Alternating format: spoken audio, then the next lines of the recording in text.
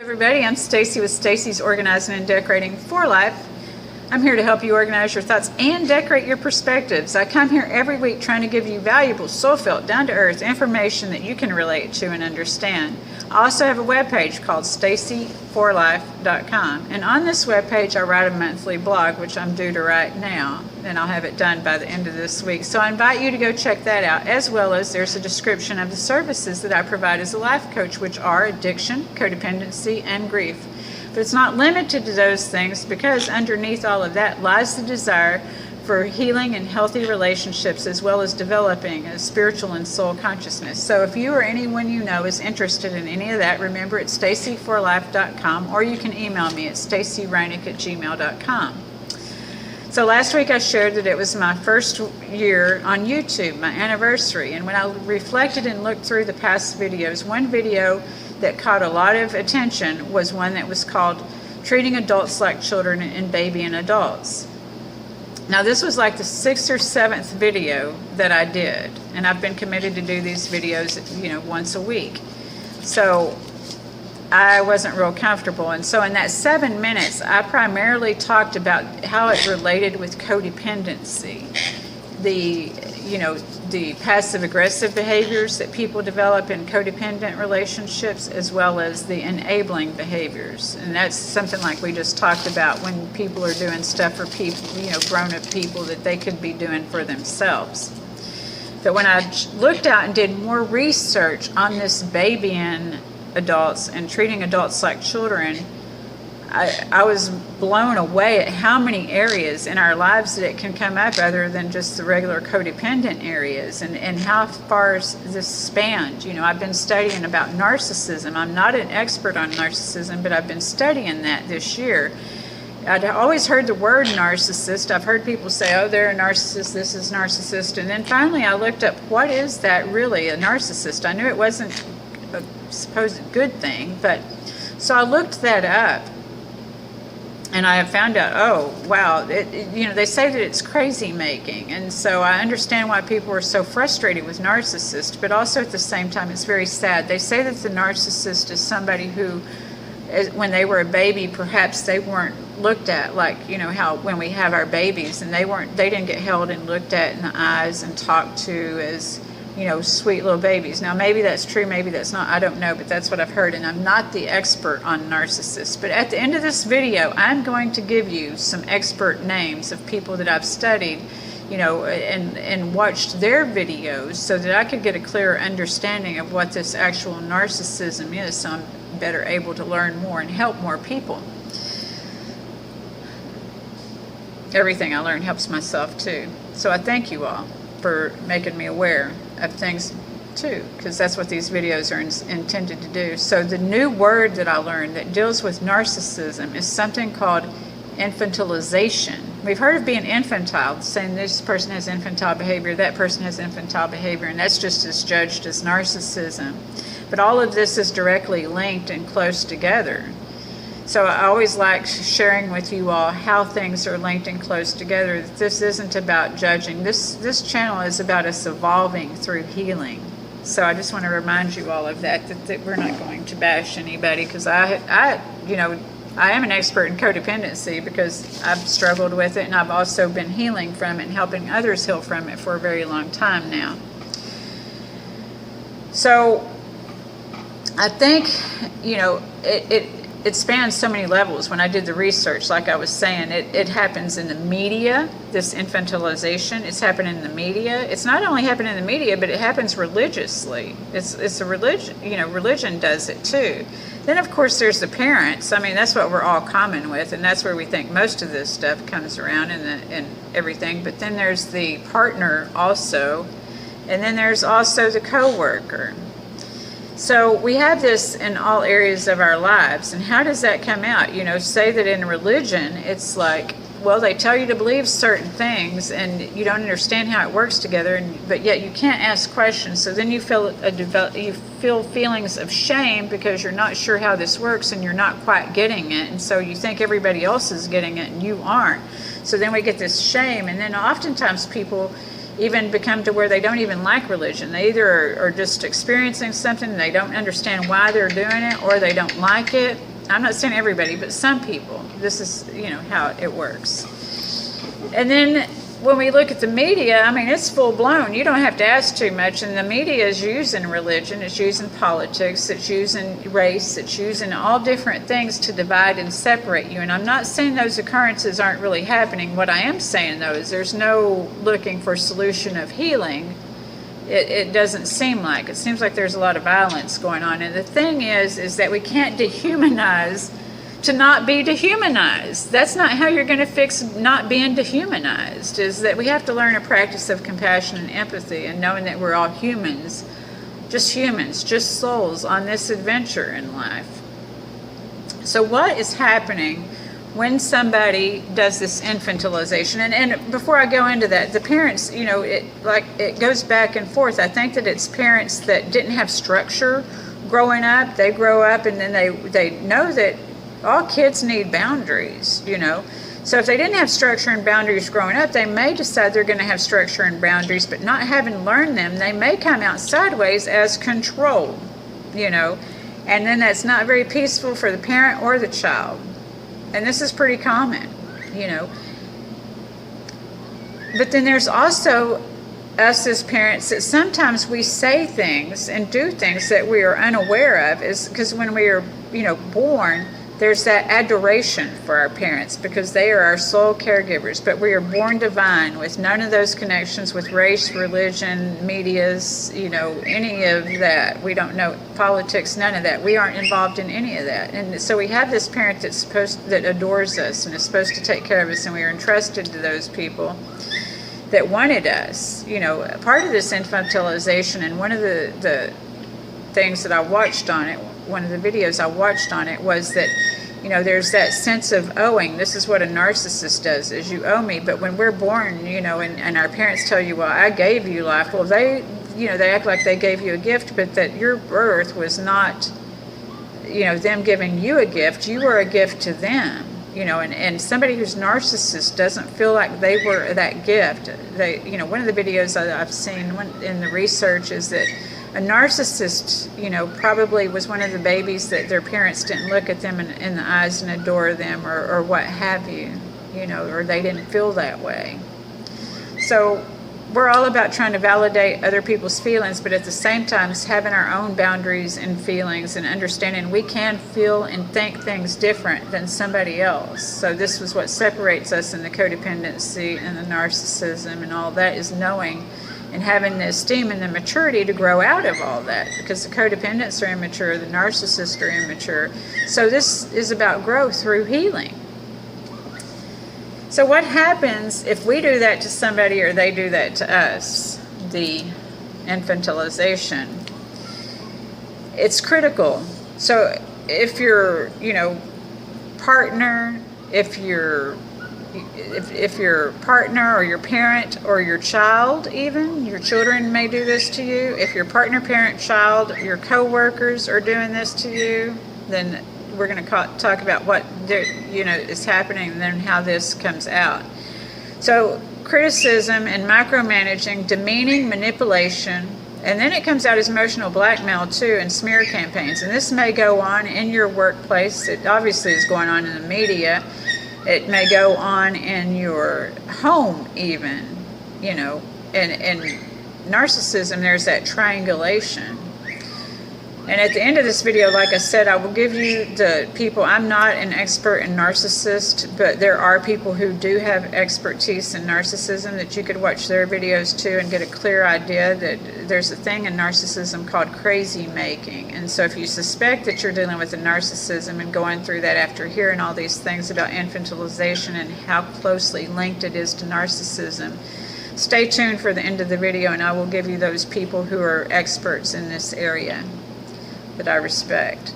So you're critical, you're micromanaging, you're demeaning, you're manipulative, it's emotional blackmail, and it's smear campaigns. It's also that they have a lack of boundaries. It's either they are up in your business and everything and don't let you grow. What this causes is that manipulation denies the maturity and mental capacity for you to have, whether it's your parents, a coworker, or partner, or what have you. They will become afraid to do things in front of you or for you for the for you being critical, or they won't want to do it in front of you if you're micromanaging. They just are paralyzed, and it's a demeaning manipulation.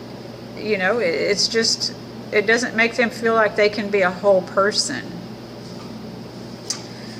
And so it will deny the maturity and mental capacity, and it prevents others from trying. Like I said, they won't want to try if they're being micromanaged. It prevents them from learning.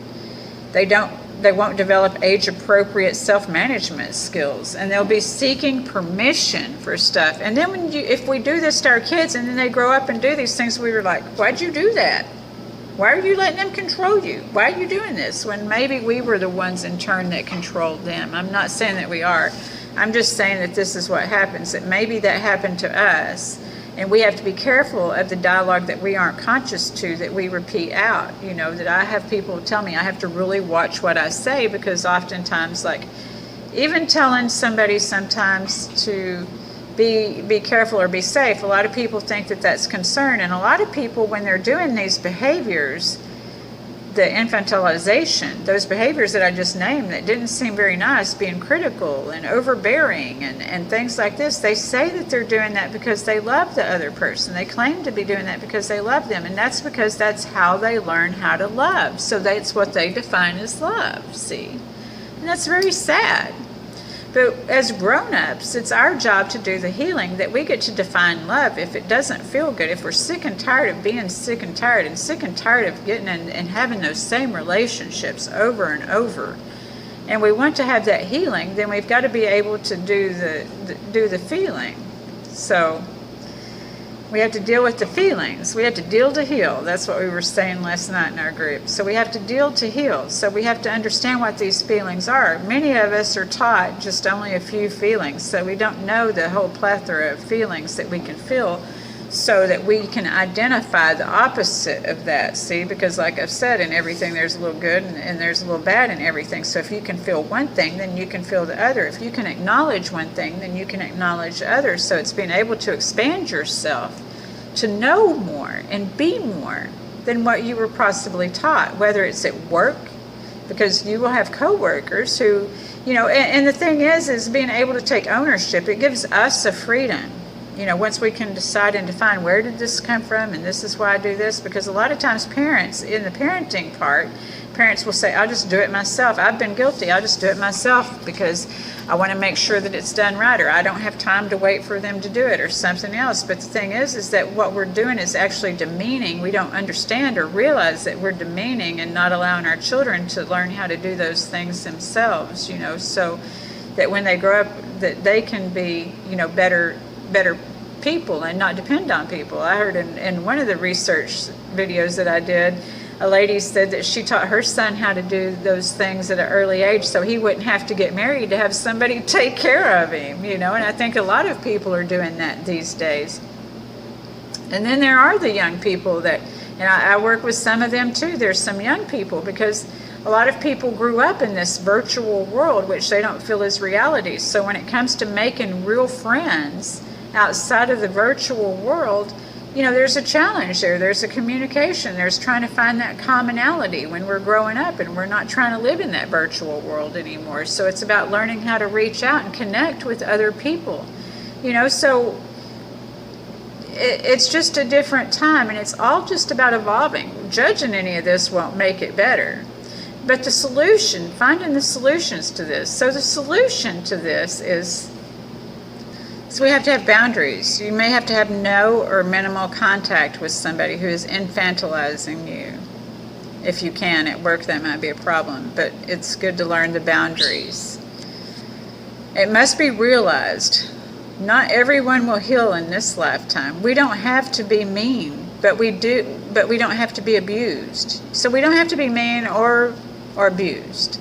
Healing means not invalidating the goodness of, when we look back and we do the healing work, we don't invalidate the goodness for fear of the manipulation. If you've dealt with a narcissist, you're definitely afraid of manipulation, and you don't have to invalidate the goodness in that person, because they have some goodness too. But healing is being peace-filled, realizing the other is hurting, but you don't have to play the part they assign you, because they will assign you a part and you don't have to play it. See, that's what happens when we're healing. So the things not to do when you're dealing with somebody who's infantilizing you is arguing, bargaining, bluffing, and losing control. You know what? Because if you do those things, guess what? They all lead back to the childish behavior, that you're them playing the adult. Because this happens at work, where we give somebody the power to be that adult role, because when we are infants, the adult has to take care of us. And what they do when they're assuming this role is we give them that power once again. So if you start arguing and bargaining and bluffing and losing control, because isn't that what our kids do? That's why it's so linked to narcissism, because they throw temper tantrums, and you're back in a tantrum with each other, in a fight, an assault with each other if these things happen. So it's about owning who you are and your power, and that comes through healing. So as I said, you got to be healing to be dealing. We go through healing and learn how to nurture ourselves. You're not looking for somebody outside, as in codependency, and with a narcissist, you learn to love yourself on the inside.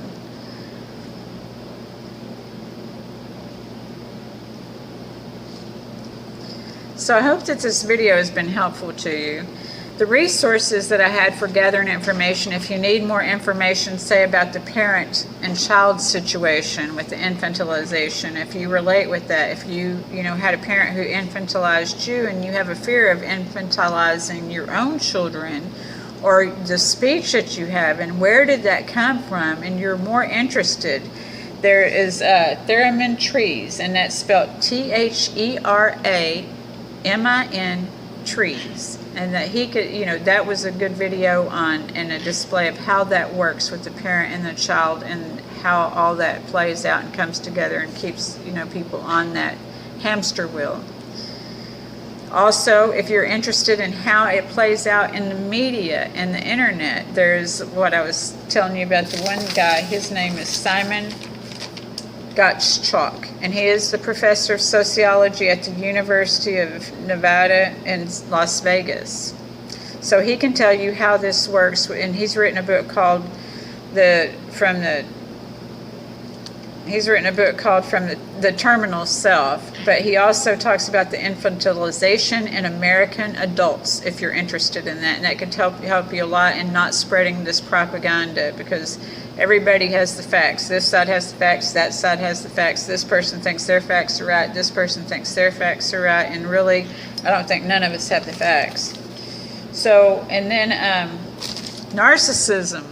If you want to study narcissism, or you suspect you're in a narcissistic relationship, if you're afraid of doing anything because you're afraid somebody's going to tell you how to do it all the time, or you're afraid of doing it wrong, or any of that, that's closely linked to infantilization and the narcissism. And Dr. Les Carter, in my own backyard in Dallas, Texas, he has a channel called Surviving Narcissism on here, and he also provides therapy services. He is a doctor. I am not a doctor. But and then Dr. Ramani, she offers a lot of information on narcissism and can give you a lot of helpful hints on how to handle and deal with narcissists. Because many people love narcissists. Everyone in this world is lovable. Okay? So they can give you a lot of information about not being mean to somebody else, that just gives you down to earth, just fact information, like I try to provide myself. There's also Lisa Romano. She knows more about the narcissist and the codependent relationship, so she could give you a lot of insight there. She also has workshops on codependency if you suspect you're codependent. Of course, if you're codependent, you could see me too, but if you want to do a workshop level thing, she does certain things there, so it's just to check it out. And she deals primarily in those things. Those are just her fields.